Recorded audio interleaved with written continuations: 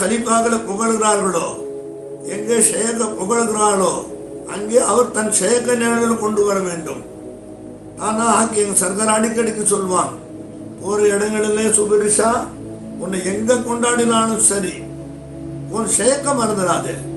ஏன் மேரா பீர் கா சதகான்னு சொல்லு, இது என் சர்க்காடு பிச்சைன்னு சொல்லு, மேல மேல நீ கொண்டாடி இப்படி செலிபிரேட்டட்.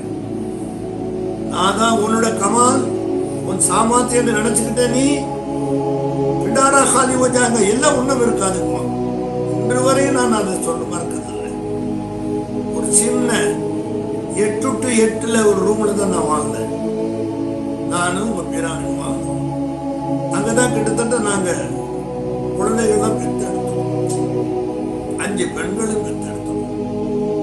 ஃபேன் கிடையாது, கதவு கிடையாது, 8க்கு 8 தான் ரூமே. ஒரு பலகை குறுக்க இருந்துச்சு. எப்படி படுத்திருப்போம், எப்படி குழந்தைய பெற்றிருப்போம், வெயில் எப்படி ஒரு வாழைக்காவை வச்சுதான் காலையில் வாழைப்பழமும் போயிடும். அந்த மாதிரி ஸ்டேஜில் இருந்தது இப்போ நினச்சி பார்க்குறேன். இப்போ ஏசி எப்படி போட்டு வாழ்கிறோம். ஏசின்னா என்னன்னு தெரியுமா? வாங்கும் போது நம்ம கணவன் நினச்சிட்டோம்னா ஏசியை பார்த்தோன்னு நினைங்க பீர்க்கா சதக்கா, வேனை பார்த்தோன்னு பீர்க்கா சதக்கா. தண்ணி பைப்பில் அடிக்கணும், இப்போ மோட்டரில் வருது பீர்க்கா சதக்கா. அடுப்பு ஊதணும், கேஸ் சிலிண்டர் பீர்க்கா சதக்கா. குக்கர் பீர்க்கா சிலிண்டர், கிரைண்டர் பீர்க்கா சதக்கா. வாஷிங் மிஷின் பீர்க்கா சதக்கா.